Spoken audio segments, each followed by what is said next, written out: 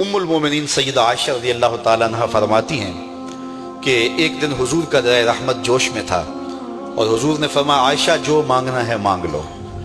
میں نے عرض کی یا رسول اللہ اگر آپ اجازت دیں تو میں اپنے باپ حضرت ابو بکر صدیق رضی اللہ تعالیٰ عنہ سے مشورہ نہ کر لوں کہ میں نے کیا مانگنا ہے؟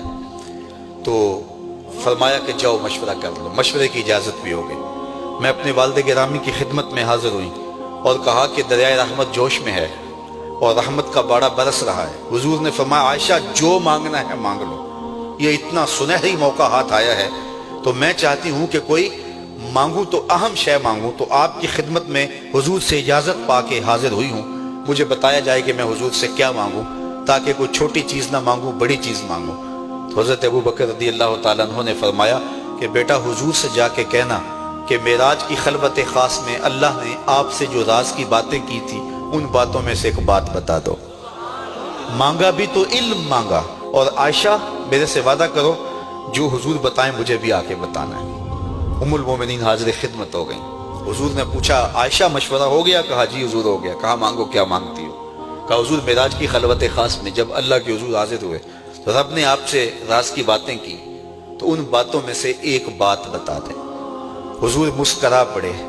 اس بات پہ مسکرائے ہوں گے میرے یار غار کا انتخاب کیسا ہے، یا اس بات پہ مسکرائے ہوں گے کہ راز کی بات بتا دوں تو راز راز نہ رہا، لیکن وعدہ کیا تھا۔ کہا عائشہ سنو، جب میں قرب خاص میں پہنچا تو میرے مالک نے مجھ سے راز کی جو باتیں کی ان میں سے ایک بات یہ تھی، محبوب تیری امت میں سے کوئی شخص کسی شخص کا ٹوٹا ہوا دل جوڑ دے تو میرے اوپر لازم ہے بغیر حساب کے جنت عطا کروں۔ ام المومنین بہت خوش ہوئی اور اپنے والد گرامی سیدنا ابو بکر صدیق رضی اللہ تعالیٰ عنہ کے پاس آئیں اور ساری کہانی سنائی۔ بہت خوش تھی، لیکن حضرت ابو بکر صدیق رضی اللہ تعالیٰ عنہ نے سنا تو رونے لگے۔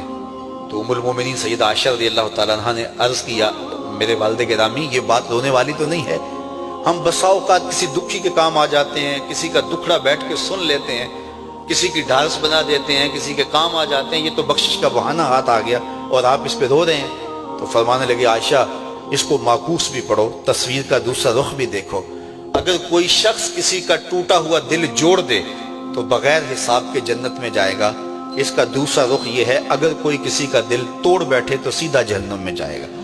میں اس بات پہ رو رہا ہوں کہ ہم سے کسی کا دل نہ ٹوٹ گیا۔ حضور نے فرمایا اللہ اس شخص کے چہرے کو تر و تازہ رکھے جس نے میرے سے کوئی حدیث سنی، پھر جیسے سنی اس کو ویسے آگے پہنچا دیا۔